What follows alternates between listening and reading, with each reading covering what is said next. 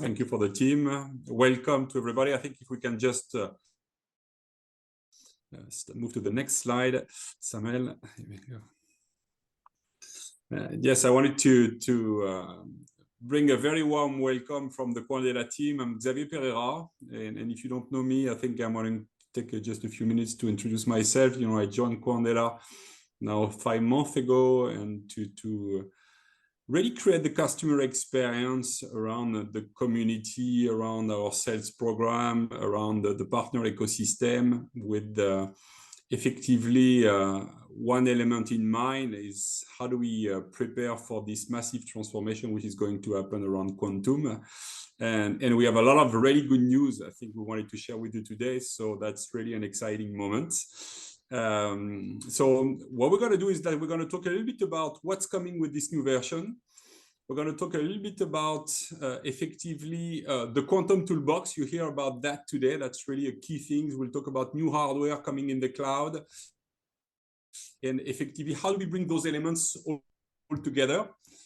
So as a researcher, a student, an application engineer, a company, you can take benefit of it. But I think if we want to start somewhere, maybe we need to think a little bit about what was the starting point. So on the next slide, you'll see a few elements.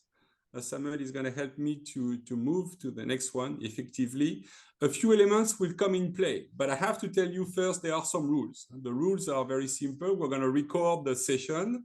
If you want to ask questions about what we're going to cover, you can do it during the demo, and we'll have a full Q&A session. And then please raise your hand so we can unmute you when you ask the question if you want to speak to us directly. I'm going to introduce the team, obviously, that is going to support us today. So if Samuel is ready to move to the next slide, yeah, it's going to come in a few seconds. That team already started 18 months ago, more than 18 months ago, you know, with a platform that has been now growing from a few users to close to 800 users, active users. More than 20 platforms have been deployed. I think you've seen them if you had the opportunity to connect on the cloud service from the version 0. You know, more than 600,000 jobs have been submitted. So that's pretty impressive, I would say, from an execution point of view. There was more than 3,000 hours of Acela QPU executed, you know, and I think something we're very proud of is the 92% monthly availability. That shows effectively, first, the work that the company has done, not only to produce new hardware, but really make sure that from a supply chain point of view and then from a maintenance point of view, we start to really stabilize and make our stuff available. And a lot of people are connected because it's more than 94 countries which are already connected to the cloud service. That's the starting point, I would say. We've done in 2023 more than 8 new minor versions of the cloud, really fundamentally from the input of the community. And what we're going to do in the future as we move to version 3, we're going to really start working together with the base of Quandela Cloud users to really shape effectively the next generation of capabilities, features, and also the experience that comes with it. So at the end of this session, I'll talk a little bit about what's coming in play, but we really want to make sure that we establish a dialogue between us, an ongoing dialogue, where you have an opportunity to provide feedback, give us ideas about how to tweak things to really make sure that your life is easier and it becomes very obvious on how you use the platform. So let's go rapidly on the, okay, who's in the zoo today? The first one, I want to introduce Samuel, an application engineer. Samuel is going to give you a really quick tour of the Quandela Cloud 2.0. Basically, what are the core capabilities? What are the news? Elena is usually our top host, you know. He's helping us not only to create the experience, but we want to follow up with you. And so there will be a couple of call to actions that we're going to basically discuss at the end of these sessions where we need your input. Mario and Eric are also here to support us from the software team, really make sure that any kind of question can be answered. And if we cannot answer today, we'll make sure that we do follow up after this session, so everybody gets what they need to get. Okay, so that's basically the setup for the session. We're going to go straight to the demonstration. I'm going to give it to Samuel to go basically through a very nice tour of this Quandela Cloud 2.0. Thank you. Thank you very much, Xavier. And yeah, welcome to now the demo of Quandela Cloud. So I'm going to switch my screen to the actual cloud interface. So I hope you can all see this now. Mm-hmm. And so this is the launching page. When you go on the Quandela Cloud, this is where you can log in. So let's do this together. So here, if you already have an account, you can just log in and we'll do this. If you don't have an account yet, you can of course sign up here as well. And once we have signed in, we start on the dashboard of Quandela. So here you get just a quick pop-up. We'll ignore this for today because I'll show you the demo in person. And on this dashboard, you really have everything you need, and you can go to all the possible applications you have on the Quandela Cloud. So I'll give you a quick overview of what you can see here. So right on the right side in the top corner, you see which plan you're on. So you can see I'm an Explorer, and I'll go into more detail what other versions there are. There you can already see you can upgrade. I'll tell you more about that. And then you can also see how much of your credits you have been using and what are the new features coming. So of course, right now, the top news is the launching of the Quandela Cloud 2.0, but in the future, you will see there any updates and new features for you. And then if you go in the middle, you can see already some of our platforms. So the first thing you see, you have 8 different platforms available. And 4 of them you can see here already highlighted, and probably the ones you will use the most. You can already see our QPU Altea. I will say something in a second about that as well. And then if down, you can see the most recent jobs. Of course, here we don't have any jobs yet because it's a fresh account, but we will see how this will look on a used account as well. And then in the bottom, you have direct links to the Perceval documentation and the cloud documentation. Remember, Perceval, this is the Python library which enables you to write these programs, write the algorithms, which you then can launch via our cloud on our quantum computer. And then on the right side here is actually all the tabs you need. So this application section, this is probably the section you're which is most important to you, because this is where you can actually use the cloud. So we have here a notebook section where we will jump into in a second, where you can directly write your own code in a Jupyter notebook and launch it directly on the cloud. And then we have the tokens, which you need to actually connect your algorithm to your account and to launch it on the cloud. And you can go into more details of what jobs you have launched already and what is the progress of your jobs, current jobs. The jobs, just to clarify, I mean, of course, a usage of the Quandela Cloud with one of your algorithms. And then you can see it already, Xavier mentioned it, one of our very new features, this is the Quantum Toolbox, and we'll have a look at that in a second as well. And this is something you'll probably use a lot as well.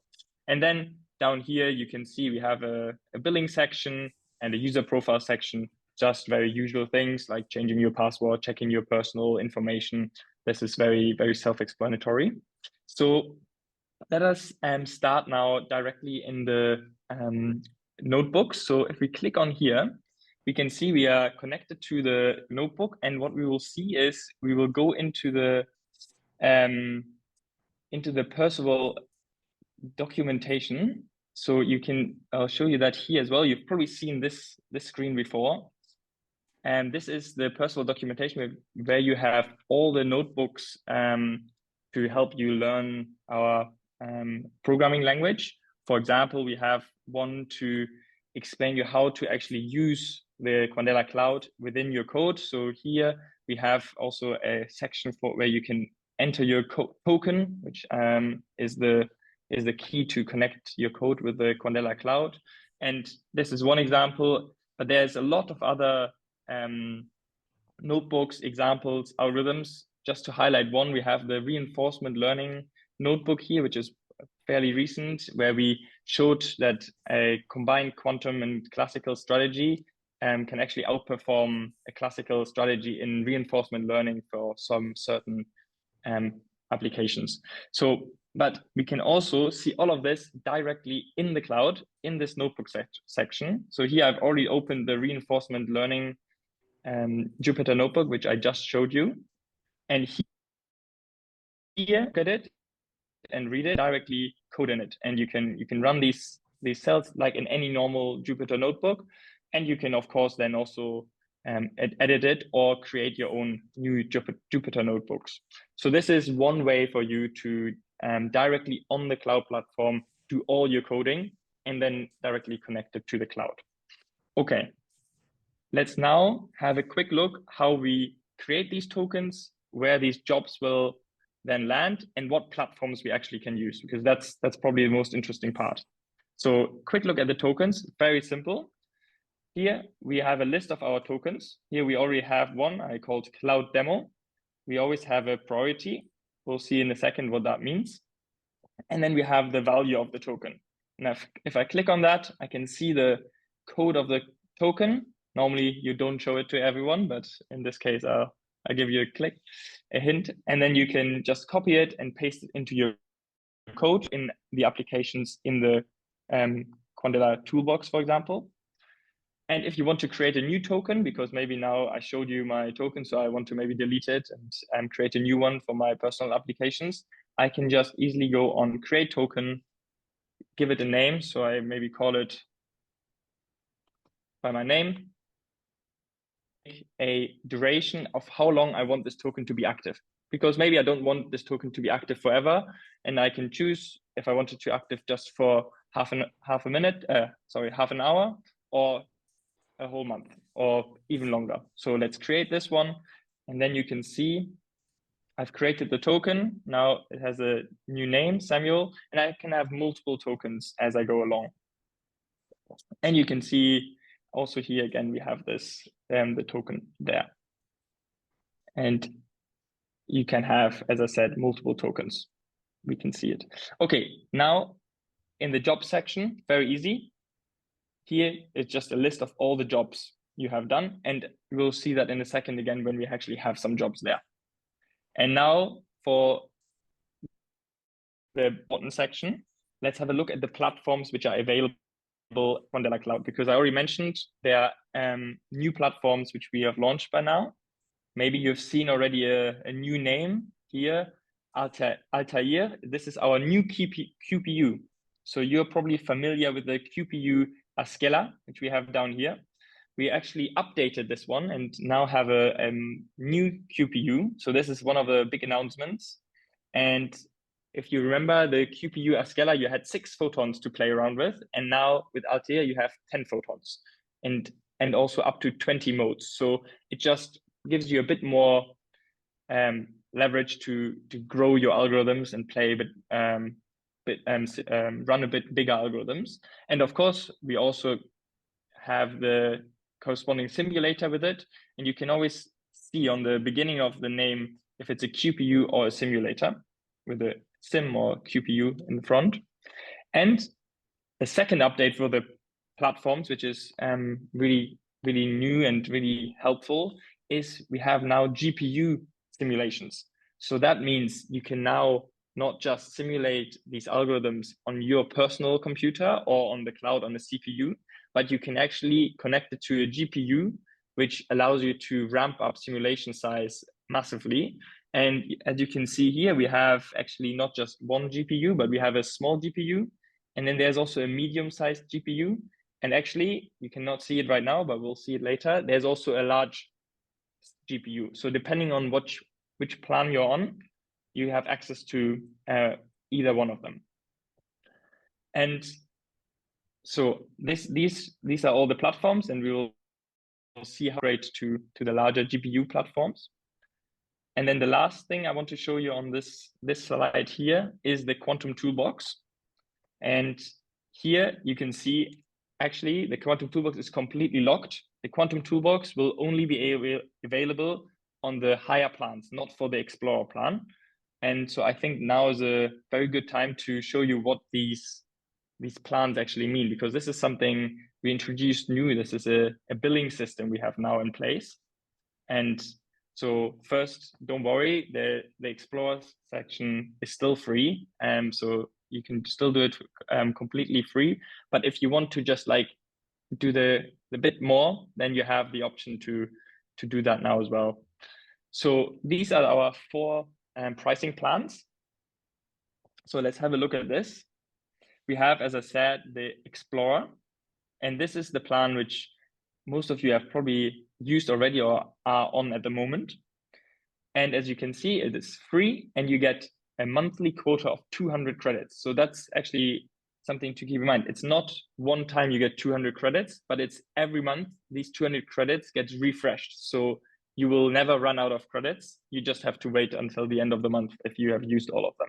And you can think about it as with these Explorer credits, it's 1 job per credit.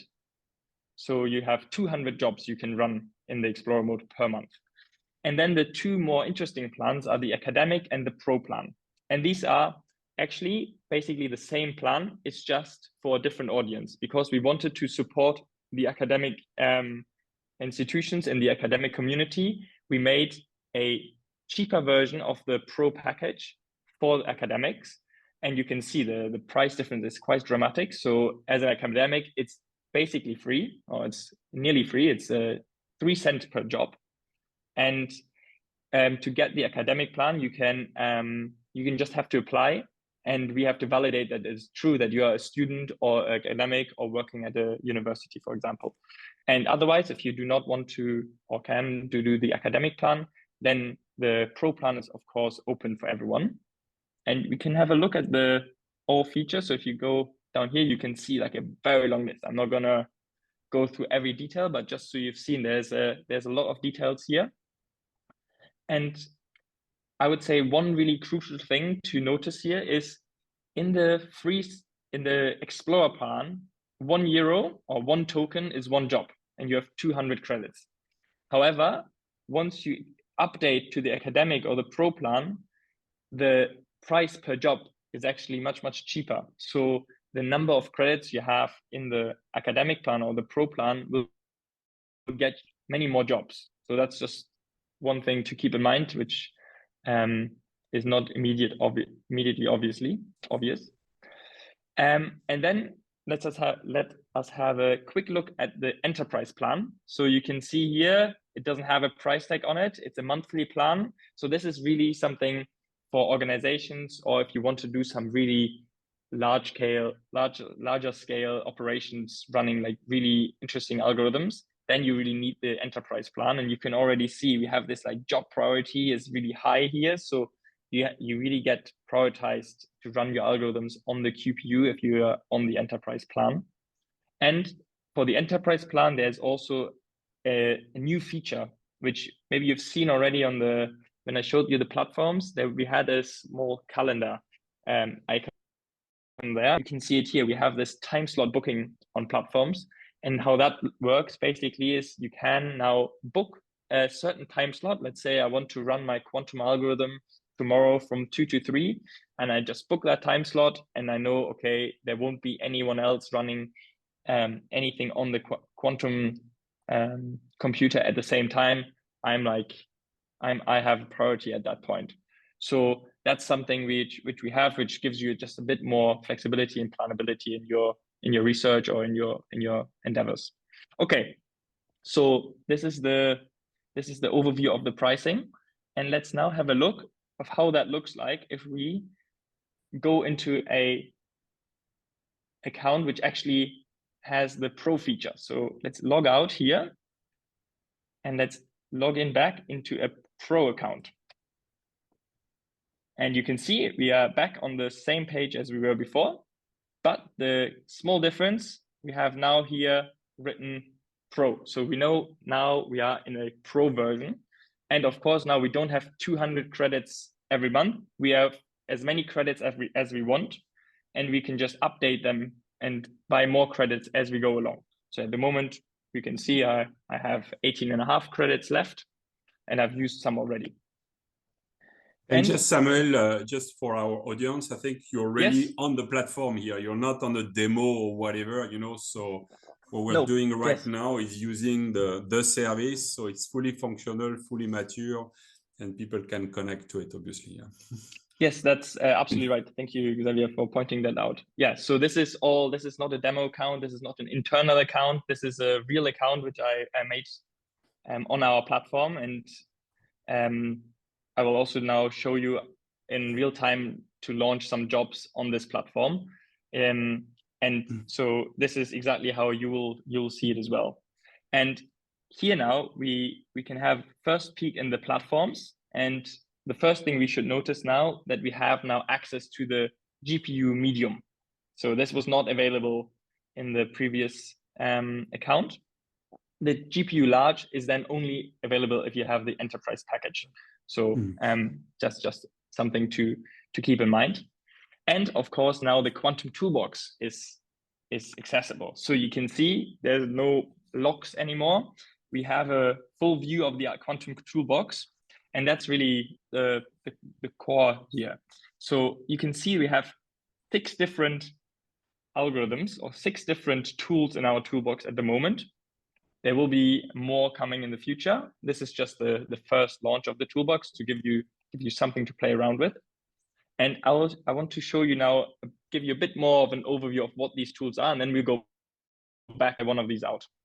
So here, I give you an overview of the toolbox.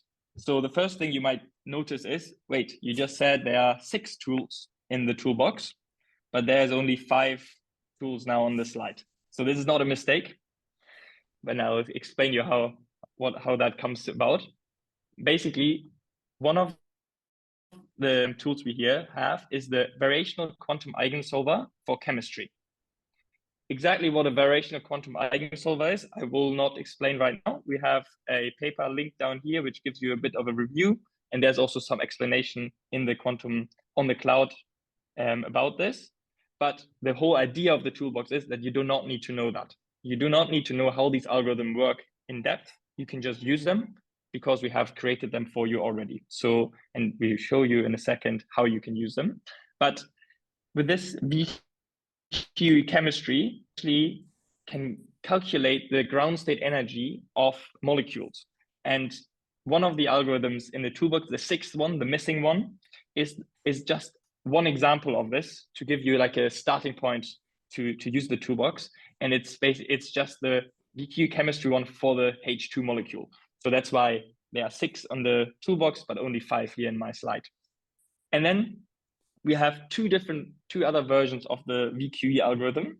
We have one, which is a custom one, which gives you all the freedom you want. You can choose any Hamiltonian for any molecule or for any other system. It doesn't have to be a chemical molecule or system.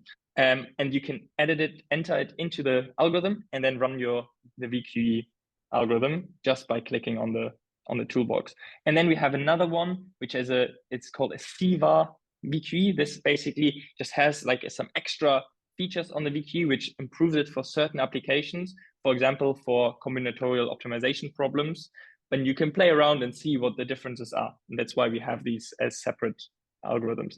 And then we have as a second section, graph algorithms. So this is a bit different. This is also something we completely developed in-house. The paper related to that I have linked below.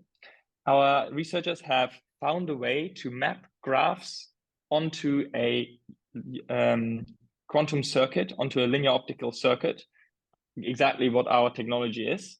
And that allows us now to provide you with these 2 algorithms. So these algorithms, what they can do is you can enter 2 different graphs, and they can tell you how different are they actually, or are they maybe the same. So this is really interesting for some applications. And then the second part with the graphs is you can enter a graph and you can find certain subgraphs of that part of that graph. So this is the dense subgraph identification tool in our toolbox. Okay, so just to recap, we have two broad pictures. We have the graph algorithms. We have two different ones because there are two multiple features of graphs we can explore. And then we have the VQE algorithms, which again, we have a few different versions of it. So you can have a bit of more of a play around with it and test the different parts. And don't worry, there will be more coming. We already have some in our pipeline, and that will allow you to explore even better possibilities of what you can do with it. So let's now jump back into the and Samuel, once again, I think just to, because some of our audience may not be also like expert in algorithms. So the VQE chemistry, I think that's really where, for example, where you could use to design batteries, for example, or the VQE custom, you could solve differential equations. You know, if you think about the third one, you could do a multi-agent path finding or optimizing the rulement of trends. So once again, on the site, you're going to basically seeing us connecting those algorithms with real use case. So it's easy to learn, it's easy to experiment through the toolbox, and then effectively you can expand this and create your own opportunities by identifying new type of challenges and working with our team also potentially to find new ways of solving those challenges. So that's really an open box from that perspective. Yeah, exactly. And as I showed you in the beginning, that these notebooks we have in the Perceval tutorials, these are using these kind of algorithms, and we will add new ones once we find new use cases. So you can always look back there and find some inspiration of how to use the algorithms which we provide in the toolbox. Okay, but now let's have a look at how we actually do this. So if we are back on our page, we can go back in our quantum toolbox, and we'll just pick one of these algorithms as an example. Let's go for the chemistry VQE one. So we go onto the API. So you see it opens a new window, and that's exactly how it's supposed to work. And how you can now work on this tool is you have here on the right side a pre-written field of how to send this API request. So you don't have to fill out these like more or less complicated JSON files, but it's all pre-filled, and you just have to change maybe one or two little numbers to adjust it for your purpose. And of course, you have to connect it with your token. So let's delete this token and actually connect the token. Oh, there's many tokens there. And let's add one of the tokens we have in our account. So we go on tokens. We see here we have a token. We copy it, and then we just paste it in here. And now if we look here in this example, we have to set one of the parameters is max iteration. What exactly that means, we don't need to know right now. You can read that in the documentation of the chemistry VQE. There's, for each algorithm, there will be some parameters so that you can play around with it and actually make it useful for your purpose. And then we can also choose the platform. So here we have, for example, Sim-Ascala, so simulation of our previous quantum computer. So maybe let's change this to our new quantum computer, so Sim-Altair. So we're running now a simulation in the cloud of our quantum computer Altair with the right noise parameters. And now we can just send this request and we get the response. Okay, that worked. That's a good request. We can also get some error messages, of course. If you make a mistake, that happens. Then you get these error messages and they will guide you along on how to fix the error. But now we see we have created a job. Okay, what does that mean? Let's go back to the quantum cloud and go in the job section. And here now we will see all our previous jobs, but also the current jobs. So we can see we have here a new job called chemistry VQE main. I'll say in a second what that means. But this is exactly the algorithm we just used. And we can see it's running. It's not completed yet because we've just started it. So this algorithm is now running. And remember, we set max iteration to 3. And that actually, what it's doing, it starts some subjobs. And this is the first of these subjobs, and which is automatically launched by our Quantum Toolbox. And if we refresh our page, we see this is actually making some progress. And we will see that now the first subjob is completed and the second one is started. And we can see on our main one, 1/3 is done, because as I showed, we did 3 max iterations. So let's do that again. And we can see then it progresses longer. If of course you have a very, very long algorithm, you might want to run it for a while. There's no problem, because of course it's all on the cloud, so you can log out, log in, whatever you want. It just keeps going, and it is queued in with all the other jobs which you might want to run as well.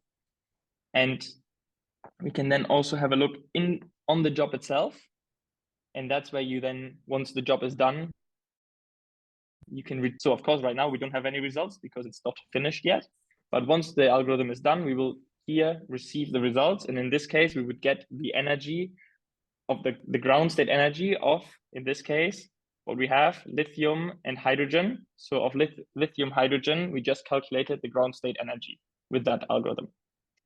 Okay, so this is just an example of how the toolbox works, and you can play around with the other algorithms in it, and you will see what you can do with it. Let's now have a quick break from the toolbox. Let's go back to the dashboard and just have a look what happened if something changed. So the first thing we can notice, we used some of our credits, because running a job using the toolbox, it costs credits, and we can see 1.5 credits were deducted from what we had previously. And we can also see we have our recent jobs are now visible here. And if you've seen before we had a smaller number than 9 here.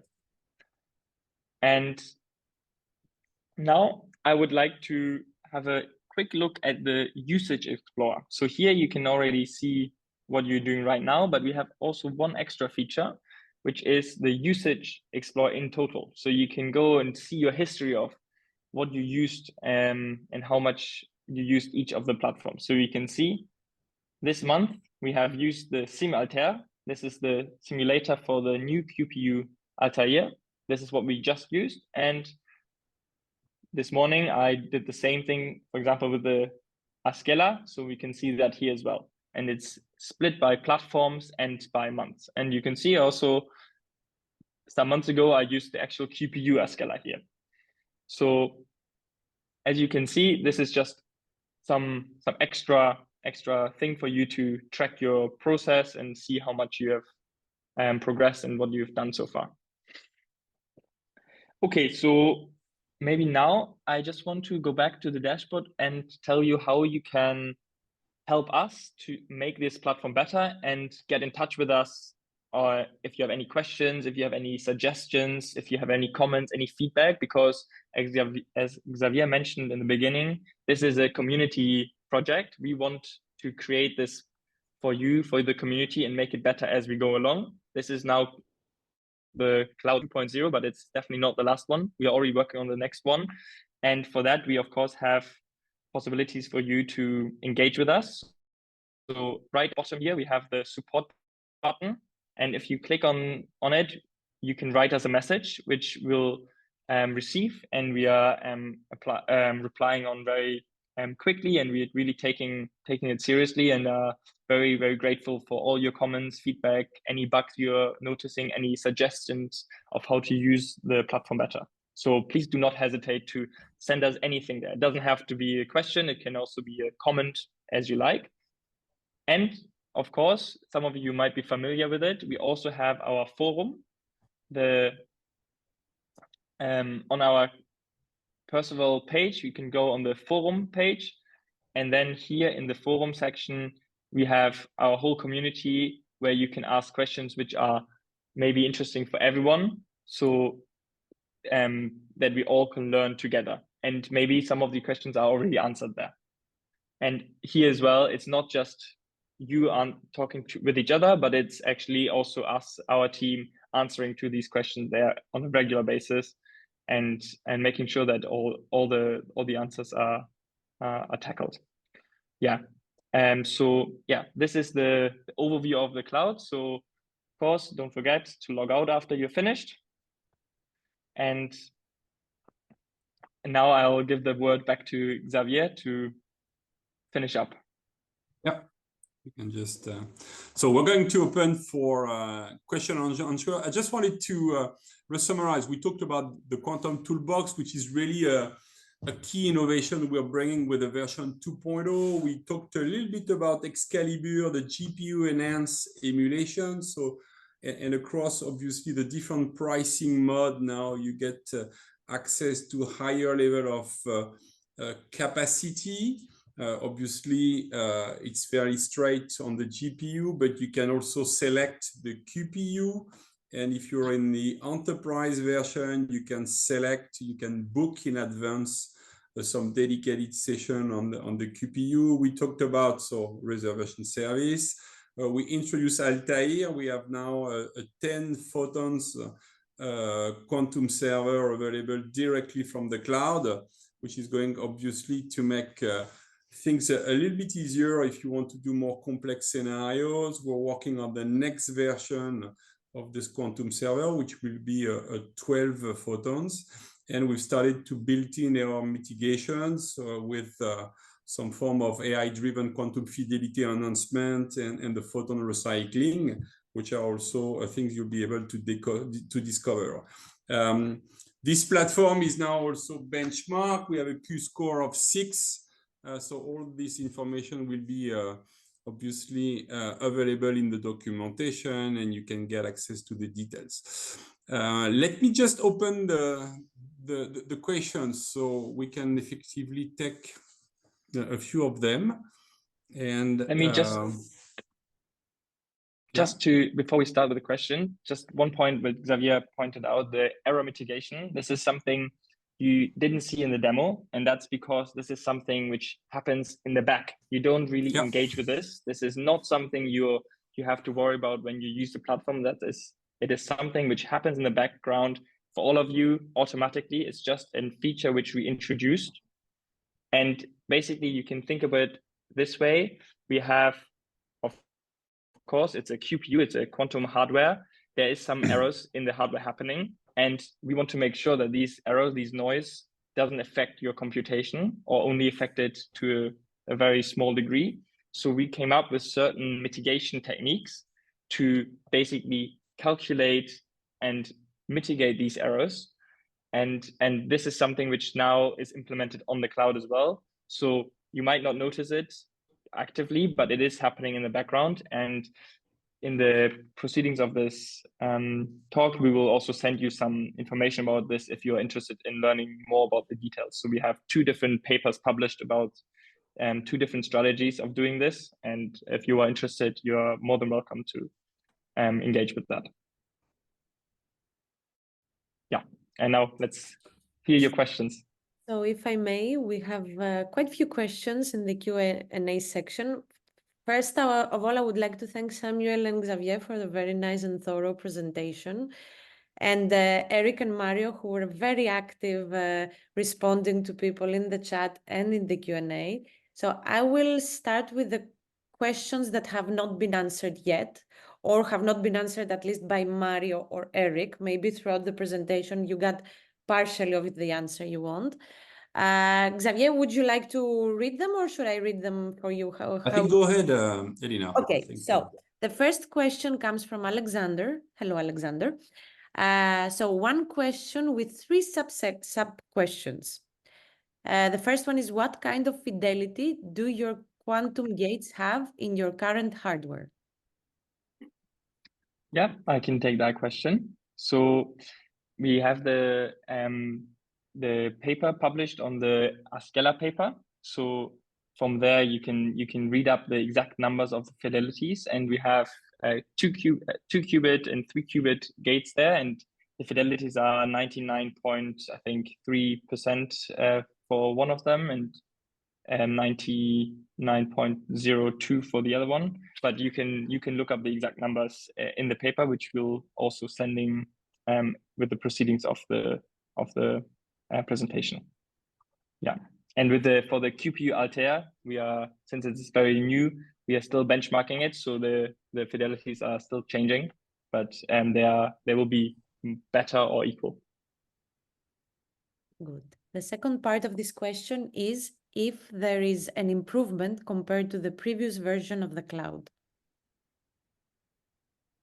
I mean, there's many improvements. Yeah, Xavier, you go. I can start if you want. I think we talked a little bit about the key announcement. The one is effectively we're progressing. You know, at Quandela, we have a commitment. Our best servers will be first available in the cloud. So every time we release a new version, an announcement, we make it available to the community. The second element is effectively we want to keep things open. So that's the word of Perceval, but we also want to make sure that you can access the platform with a certain level of technicity which correspond to your needs. Either take the high-level view, we talk about the quantum toolbox, where we have already optimized some of the algorithm to the platform. And so it's primarily entering your input into the system, and you can use them also through APIs. The second level, it's really the APIs through Python. And then if you need to go to the low level, you can go to C++. So we're going to continue to obviously improve this. And it's just the beginning with the quantum toolbox. There is definitely a lot of space of innovation we can drive together to get more complex scenarios, really leverage the power, but also combine more and more hybrid scenarios. So we can effectively combine quantum with AI, with GPUs, with CPUs, and accelerate the resolutions. I think what's important, last thing, and it connects to some of the questions we have also, and that's a philosophy at Quandela also, we have to stay the feet on the ground. Really understand what's the capacity, what's the performance, what are the capabilities of the platform, but really project ourselves in terms of what we can do today. That's really accessing the utility of the platform. How do we use the GPU to think about the possibilities? You know that when you're at 26, 30 photons, you're already touching the high end of what you can do on a CPU platform. So can we model basically when QPU becomes absolutely necessary? And then it's about connecting to the roadmap to invent, think about new type of algorithm and solving more and more complex scenarios. And we're going to need to stay in touch to really come together along this journey so the benefits realize as we progress. So if you're asking me, can we do the full forecast of weather for 1 meter by 1 meter? No, we can't. You know, obviously, but there is obviously some opportunities to progress there, and that's the journey to quantum that we're unveiling together. Thank you, Xavier. And the last part of this question is, where would you put your current fidelity rates in the figure 5 of Olivier Zesrati article? And there is a link for the archive article.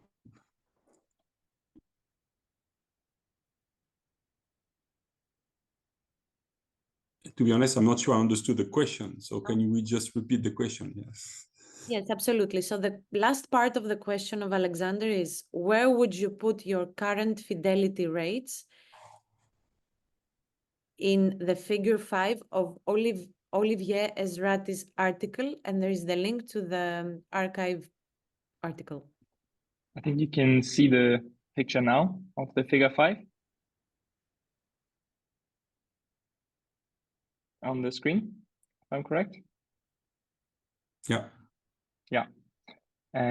So I think we can this question is better answered with the paper in front of us. So this is something you could probably really well. I mean, you can already see, of course, our name in the chart. So we are Olivier Ezrati has already put us there, but of course this is a bit outdated. So we are progressed since then, and yeah, with once we have really benchmark the new QPU, we have the full answer to this question.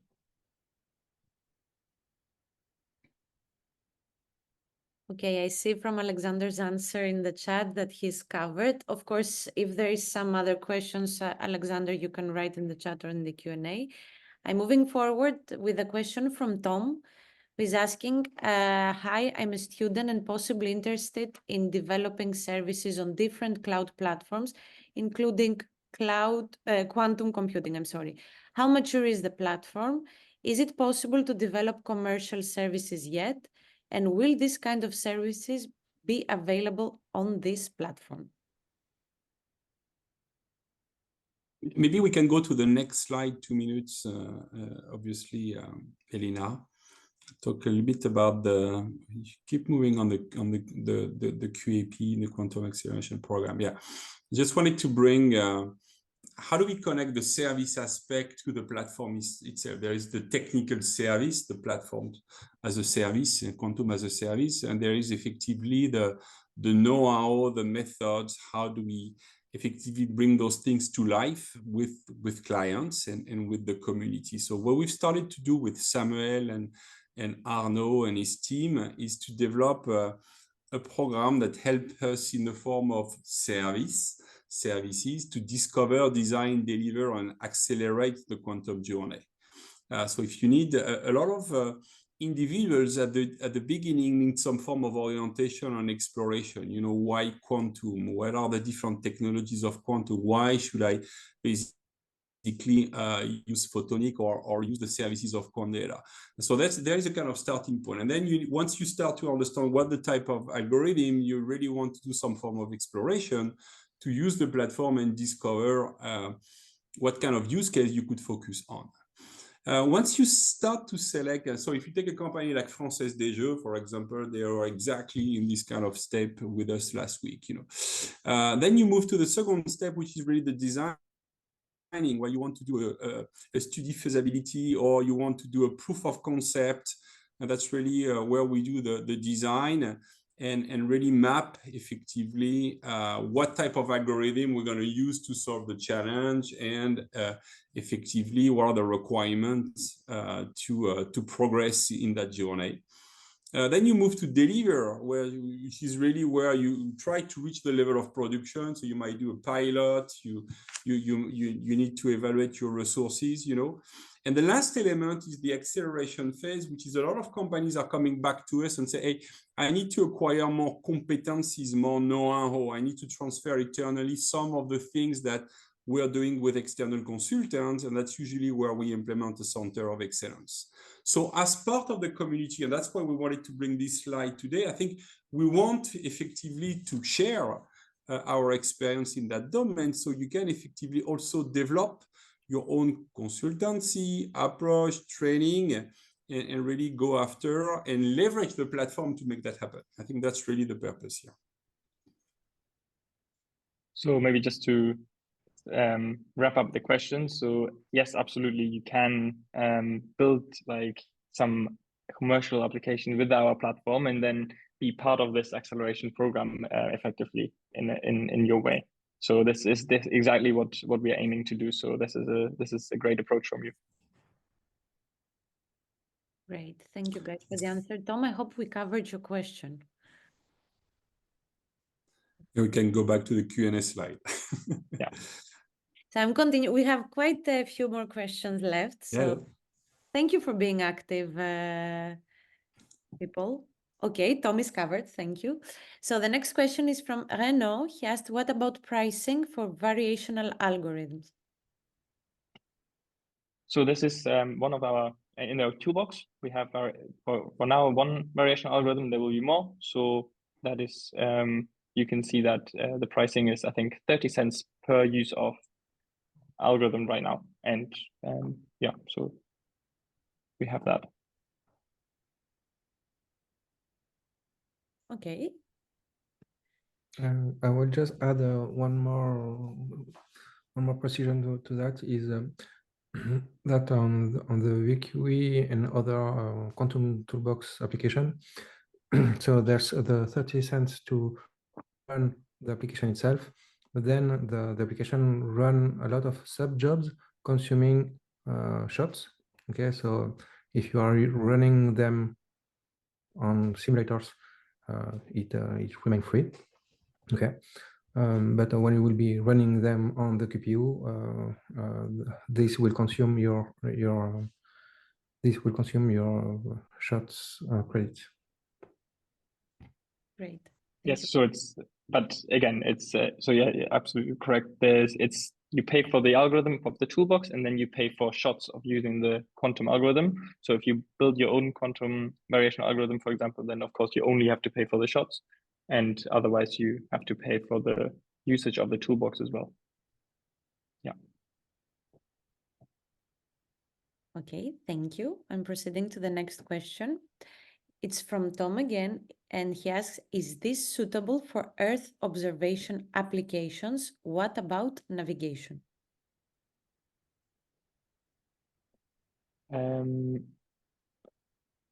So one thing that we've done so far is some logistical applications where we basically try to optimize a certain way of transporting, for example, ships. I'm not exactly sure what you mean by observation of the Earth observation. So yeah, I'm not sure exactly what you mean by that. Clarify in the chat. Climate change. In the meantime, I will proceed to the next question then. That works? Yeah. Okay, then we have two questions from Brian. Brian is asking if there is a roadmap for dozens of modes, hundreds of modes. Hello, Brian, by the way. Yes, absolutely. So as Xavier mentioned already, the next one is already in the line for 12 modes. So 12 photons and 24 modes. So 12 photons, and we have a roadmap scaling this up. So the next one then will be 24 and so on. And absolutely, this will scale for a while. Yes. So also towards 100 at some point. I will skip for a moment there the second question of Brian, because the third question from Andres is something similar, so we can combine them. What is the roadmap for Quandela? How many qubits do you hope to achieve with photonics in your device over the next few years? Yeah, so right now, as we said, we have now 10 just launched, and in the next year we'll build it up to 24. For example, and then the roadmap really takes off, because then we need to get to multiple hundreds, thousands of qubits, and for that we have already plans in the roadmap, and we released recently our fault tolerant architecture for that. One of our theory team did that, called SPOC, Spin Optical Quantum Computing, and there you can see the more details of exactly how we're going to achieve these numbers of qubits. So I would refer you to this paper, which we will pass on as well. But we definitely have we are very long term. It's not just looking through the next year. Excellent. So just to complement what Samuel said, I think we have multiple things we need to work on. I think we have the source, which is an aspect of progress, because the better the source, the higher number of qubits we can generate in a kind of nonlinear architecture. There is the computation on the middle, where there is a lot of work also to introduce some elements, not only to have chips which are organized in the space, but also in the time. So that's what Samuel refers as some of the articles that have been published. So I would encourage you, if you're really interested by this, to understand what's going to be the new architecture to deliver on this capacity. We're not going to move from 12 qubit to hundreds qubit with the same architecture. There are some shifts which are happening here, but they are also described and explained. So I would encourage you, and that's something we're going definitely to follow up through our community communications. So not only you can use on the day-to-day, that's more the platform in version 2 and then version 3 when it will come, but also you have a clearly good understanding about the long-term strategy that we're building with the platform, which is obviously very solid. Okay. I'm continuing back to Brian's question, who is asking, is error mitigation off for individual photon detections? We need the raw first detection. Maybe I can take this one. Yes, Erika. Yep. Okay, so I guess you can't mitigate an error on a single photon detection as when they are lost in when they are absorbed inside the chip. We just lost them. We don't know where they were.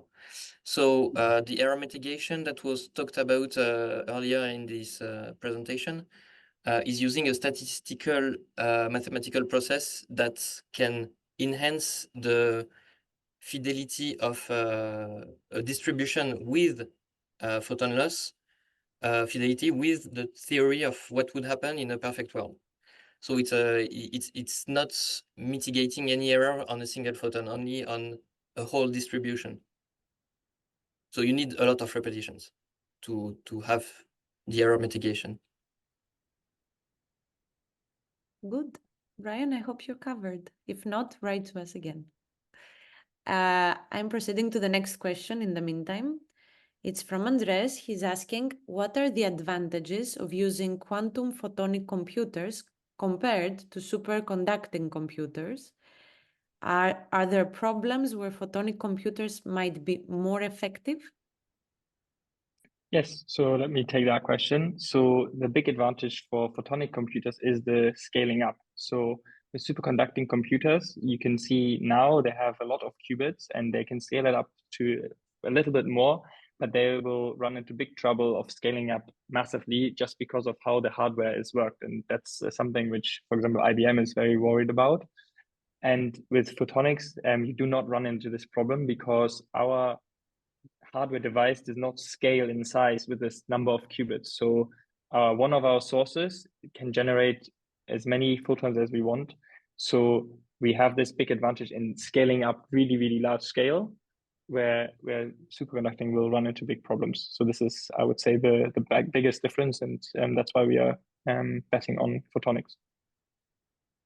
And there are a couple of things I think to add, Samuel. It's also low energy because you only need 4 Kelvin to generate the photons and do the measurement. Everything else is working at room temperature.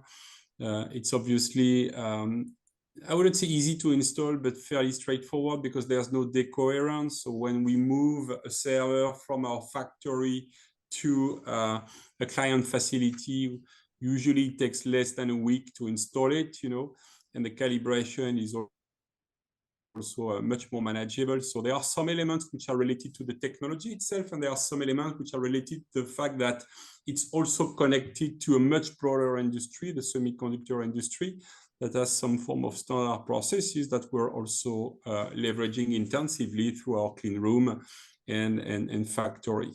The last part is, and Samuel introduced, there are some elements like the boson sampling, which are natively algorithms which are natively, I would say, connected to the platform because they are really completely aligned with the intrinsic, I would say, capabilities of the photon.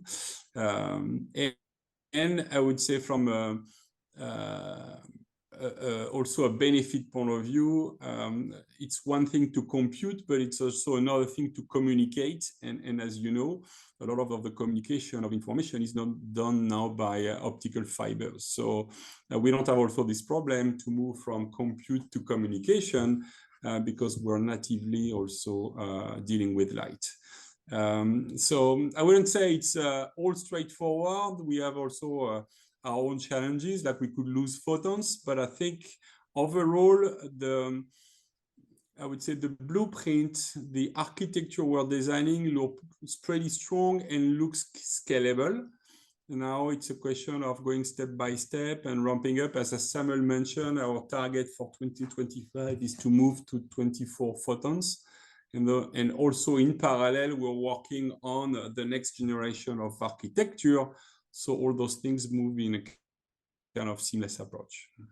Okay, we have exactly time for one more question and one comment from Brian. I will start with a comment, Brian says, I can confirm that my legacy code is working after changing a Scala to Altair. Thank you. Thank you to Brian for clarifying.